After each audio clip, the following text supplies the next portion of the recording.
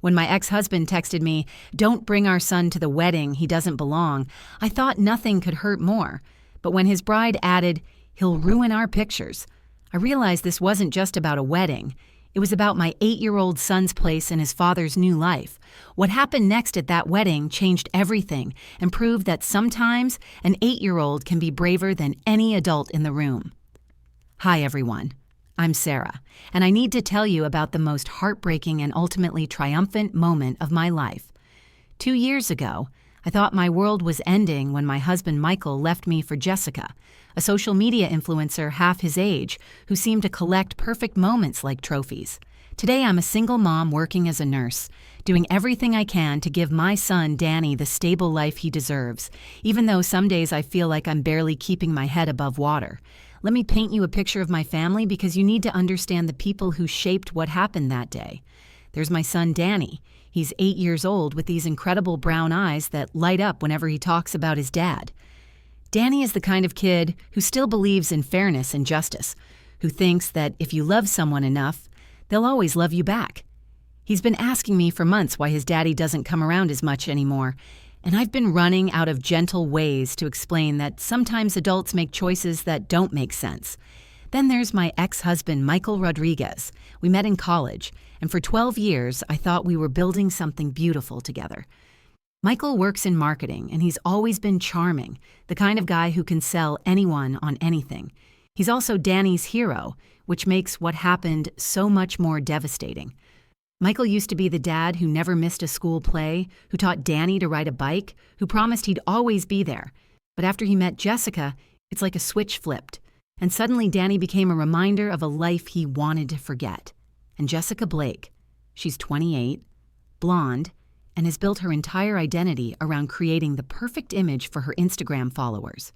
She documents every moment of her life in carefully curated posts, and from the beginning, it was clear that Danny didn't fit into her aesthetic.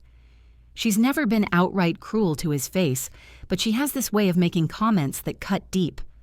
"Oh, Sarah, you must be so tired raising a child alone," she'd say with fake sympathy. It's so hard when kids don't understand adult relationships. My support system is what kept me sane through all of this. There's my mother, Elena Martinez, who's 58 and has been my rock since the divorce. She's the one who picks Danny up from school when I'm working double shifts at the hospital, who makes sure he does his homework and feels loved, even when his world feels unstable.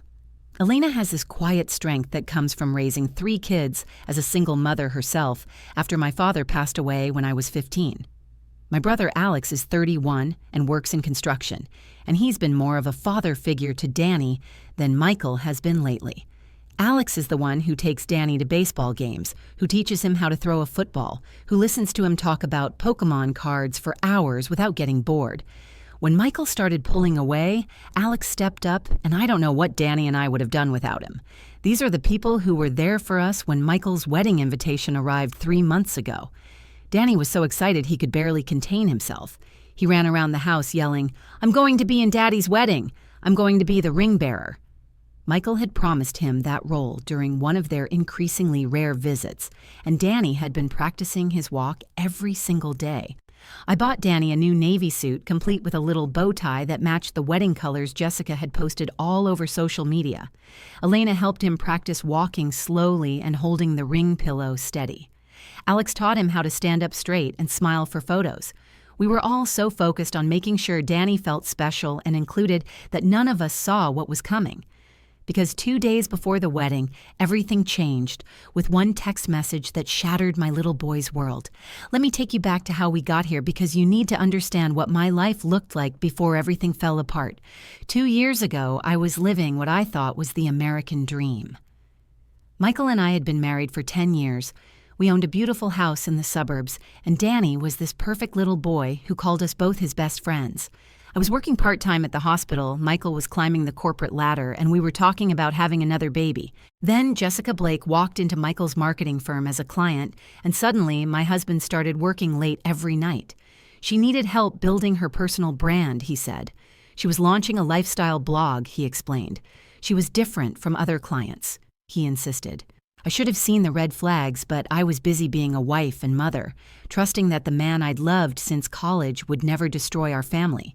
The divorce was brutal.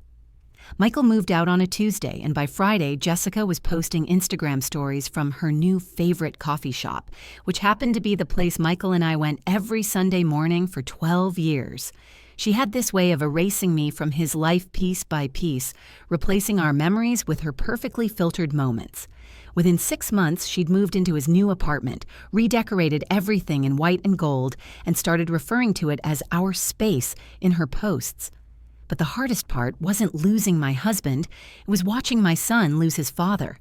Michael used to pick Danny up every Wednesday for dinner and have him sleep over every other weekend. They'd go to the park, play video games, and Michael would help him with his math homework at the kitchen table. Danny would come home from these visits glowing, talking nonstop about everything they'd done together. Slowly, those visits became less frequent. Michael would cancel last minute because Jessica had planned a weekend getaway or because they had a work event that couldn't be missed.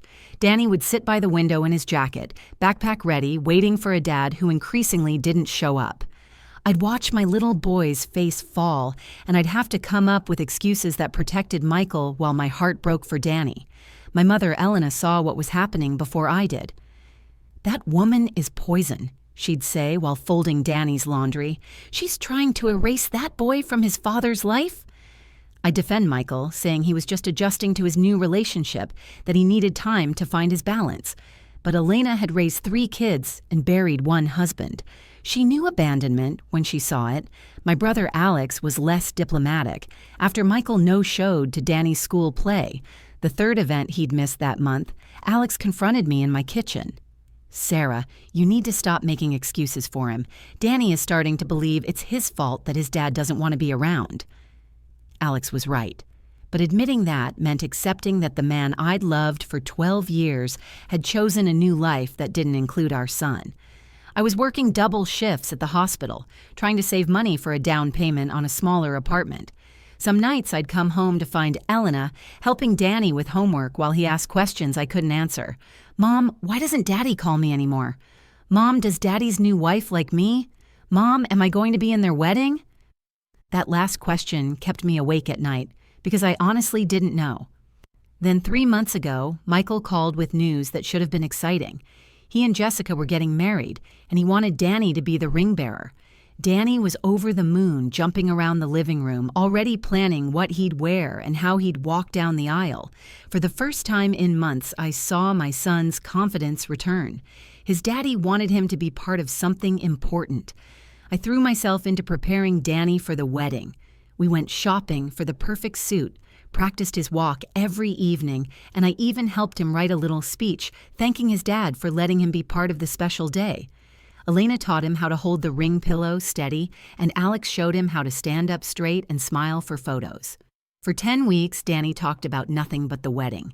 He drew pictures of himself in his suit, counted down the days on his calendar, and told everyone at school that he was going to be in his daddy's wedding. Watching him so excited and proud made me believe that maybe, just maybe, Michael was ready to be the father Danny deserved. I was so wrong about everything that was about to happen. It was a Tuesday morning, and I was in the middle of my shift at the hospital when my phone buzzed. Danny had been up since 6 that morning, trying on his wedding suit one more time, making sure his bow tie was perfect. The wedding was in 2 days, and he'd been so excited he could barely eat breakfast. I glanced at my phone expecting maybe a photo from my mom of Danny practicing his walk, but instead I saw Michael's name on my screen. The text was short and brutal. "Don't bring Danny to the wedding. He doesn't belong there anymore. Jessica and I have decided it's better if he stays home." I stared at that message for a full minute, reading it over and over, hoping the words would somehow change. My hands started shaking so badly I had to sit down in the hospital break room. This was 2 days before the wedding, 2 days before my 8-year-old son was supposed to walk down the aisle carrying the rings for his father's new life. I immediately called Michael, but it went straight to voicemail. I called again. Voicemail. I texted him, "Michael, you need to call me right now. You can't do this to Danny." Nothing. I tried calling his office, but his secretary said he was in meetings all day and couldn't be disturbed. In meetings. While his son was at home practicing for a wedding he was no longer invited to. I was spiraling, trying to figure out how to tell Danny, when my phone buzzed again. This time it was a text from Jessica, sent from Michael's phone. "Look, Sarah, I need my wedding photos to be perfect. Danny will just remind everyone that Michael was married before. He'll ruin our pictures and our day. This is about our new beginning, not dragging the past into our future." I actually threw my phone across the break room. My coworker, Maria, found me crying and asked what was wrong, but I couldn't even form the words. How do you explain that your ex-husband's fiancé thinks your child is too much of an inconvenience for her Instagram-worthy wedding? The worst part was that I had to drive home and pretend everything was normal until I figured out what to say. When I walked through the door, Danny was in the living room with Elena, wearing his suit and practicing his walk. "Look, Mom! Grandma says I'm getting really good at not walking too fast." He was beaming, so proud of himself, adjusting his little bow tie like he'd seen his father do 1,000 times. Elena took one look at my face and knew something was wrong. "Danny, why don't you go change out of your suit and wash your hands for dinner?" she said gently. The moment he was out of the room, she grabbed my arm. "What happened?"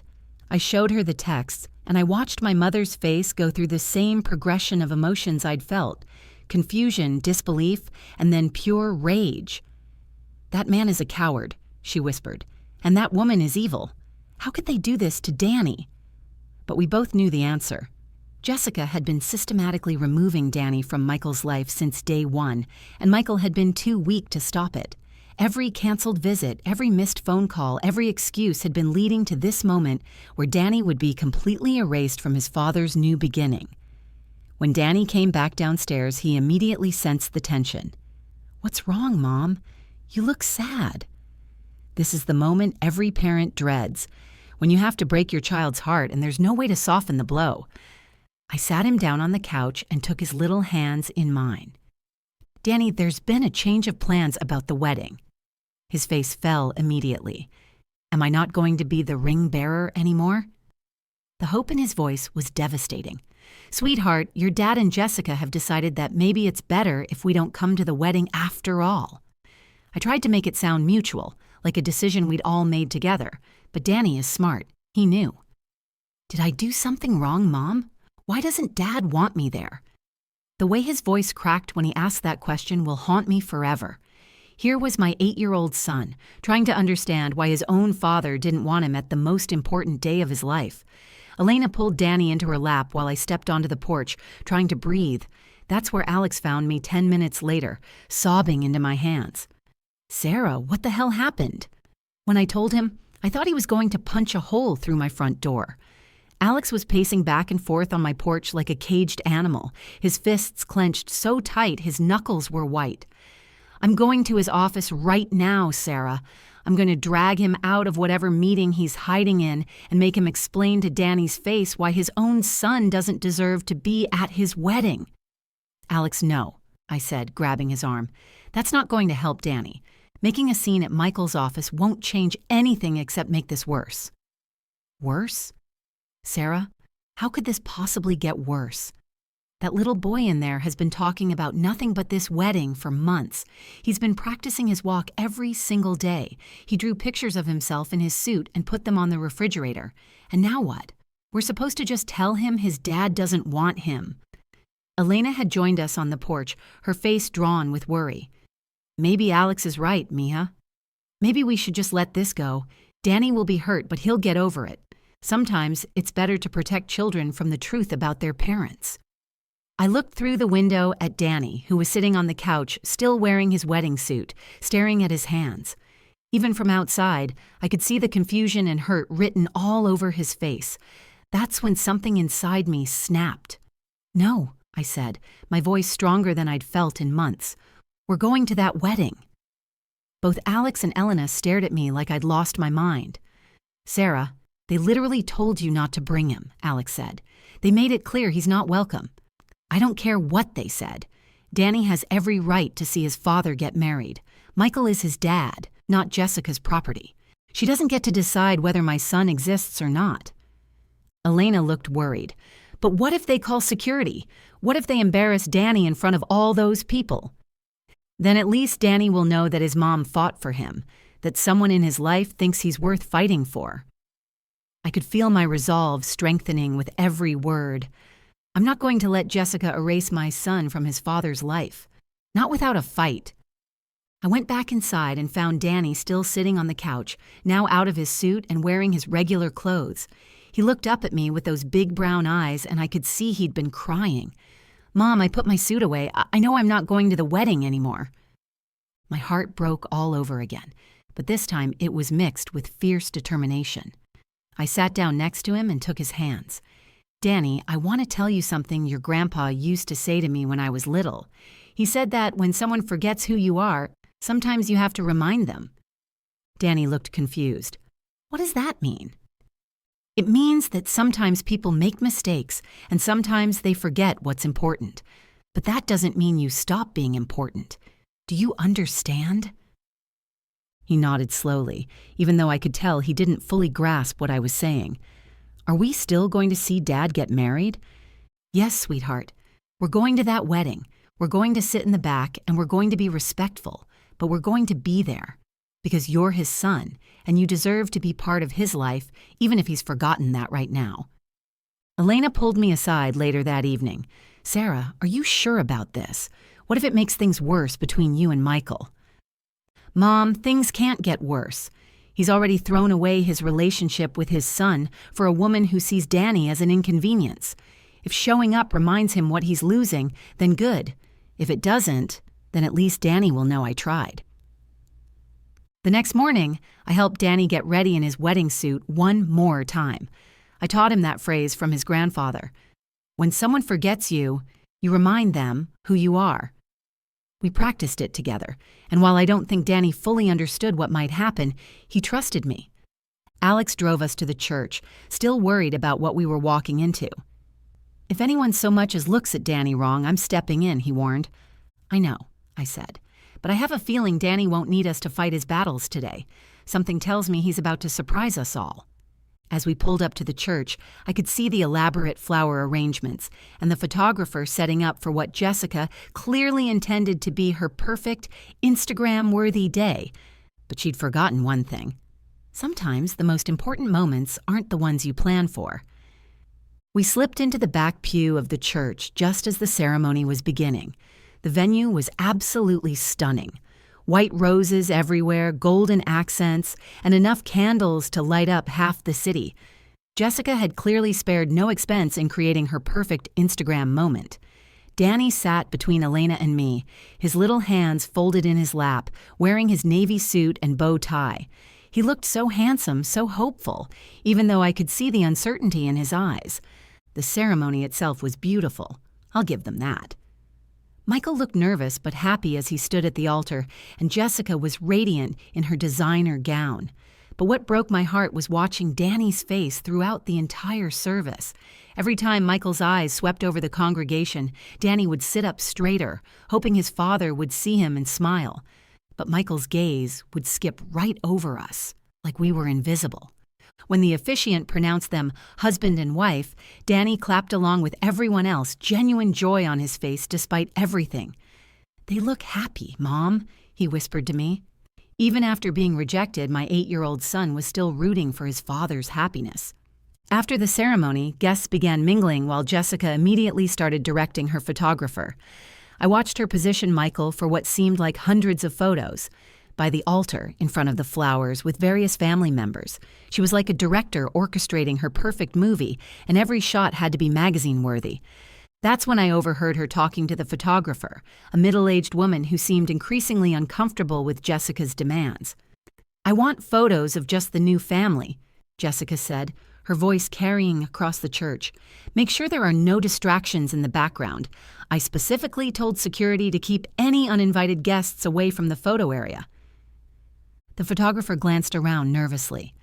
"Mrs. Rodriguez, I think there might be some family members who are expecting to be included." "No," Jessica cut her off sharply. "This is my wedding day, and I've planned every detail perfectly. I don't want any reminders of Michael's past life ruining my photos, just the new family. Understood?" I felt Alex tense beside me, but before any of us could react, something incredible happened. Danny stood up from our pew. I reached for his hand to stop him, but he was already moving with a determination I'd never seen before. "Danny, wait," I whispered. But he was walking toward the front of the church with purpose, his small footsteps echoing in the suddenly quiet space. The photographer was adjusting her camera when Danny approached the wedding party. Every guest in the church turned to look at this little boy in his perfect suit, walking alone toward his father. The silence was deafening. Danny stopped about 10 feet away from Michael and Jessica, looked directly at his father, and in a clear, strong voice that carried throughout the entire church, he said, "Dad, you told me once that if you ever forget me, I should come and remind you who I am. So here I am." The impact was immediate and devastating. Michael's face went completely white. Jessica's mouth dropped open in shock and fury. But it was Michael's parents who reacted first. His mother gasped and put her hand over her heart, while his father stood up from his seat, his face filled with shame and anger.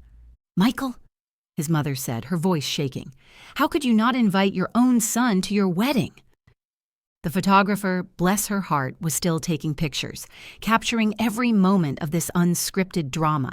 Jessica realized what was happening and hissed at Danny, "You need to leave right now. This is not your place."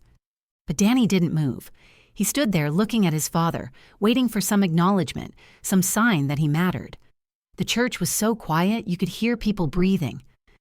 Michael's brother stood up next. "That's my nephew, and he has every right to be here." Then Michael's sister. Then his cousins. One by one, family members who had been kept in the dark about Danny's disinvitation began standing up, their faces showing a mixture of shock and disgust. Alex was on his feet now, too, moving protectively toward Danny, but my son didn't need protection. He had done something none of us adults had the courage to do.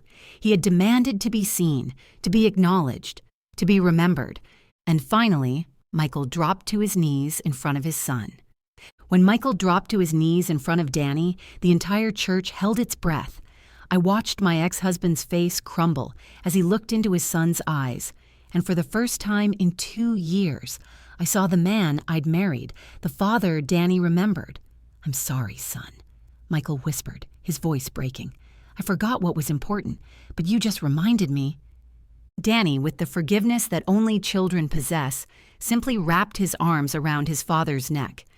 "It's okay, Dad. I just wanted to be here for your special day." That's when Jessica completely lost it. "This is ridiculous," and she screamed, her perfect composure shattered. "You're ruining everything. This was supposed to be our day, Michael. Our day." She turned to the photographer, who was still capturing every moment. "Stop taking pictures. Delete everything from the last 10 minutes. But the photographer, a woman in her 50s who had clearly seen enough family drama to last a lifetime, calmly shook her head. "I'm documenting what's happening, ma'am. This is real life, not a magazine shoot." Jessica's face turned red with rage. "I'm not paying you to ruin my wedding photos." She stormed toward the exit, her expensive dress trailing behind her. "Michael, you choose right now, them or me." Michael looked at Jessica, then at Danny still in his arms, then at his parents, who were watching with tears in their eyes. For a moment, I thought he might actually follow Jessica out of the church, but then he stood up, keeping Danny's hand in his, and said quietly, "I choose my son." Jessica let out a sound of pure fury and stormed out of the church, followed by her photographer and a few of her friends. The silence that followed was broken by Michael's mother, who walked over and pulled Danny into the biggest hug I'd ever seen. "I'm so sorry, Danny," she said, crying openly. "We didn't know you weren't invited. If we had known, we would have carried you down that aisle ourselves." Michael approached me, his eyes red with tears. "Sarah, I don't even know how to begin to apologize. I was so focused on starting over that I forgot what I was leaving behind." He paused, looking at Danny, who was now surrounded by his paternal grandparents, aunts, uncles, and cousins. "This isn't about us, Sarah. This is about being the father Danny deserves." I looked at my ex-husband, this man who had broken our family, who had almost thrown away his relationship with his son for someone who saw Danny as an inconvenience. "You're right, Michael. This is about Danny, and you have a lot of work to do to earn his trust back." The most surprising thing happened a week later. I was at home when my phone rang, and it was the wedding photographer. "Mrs. Martinez?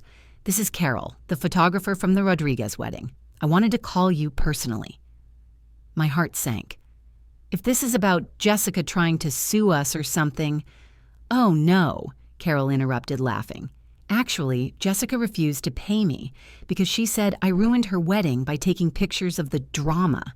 But honestly, those photos of your son and his father, they're the most genuine, beautiful images I've captured in 20 years of wedding photography." She paused, and I could hear emotion in her voice. "I want to give you those photos for free. That little boy showed more courage than anyone in that church that day. He stood up for himself when every adult had failed him." When the photos arrived, I couldn't stop crying. There was Danny in his perfect little suit standing tall in front of his father. There was Michael on his knees, finally seeing his son. There was the moment when love won over pride, when a child's bravery changed everything. Michael ended his engagement to Jessica that week.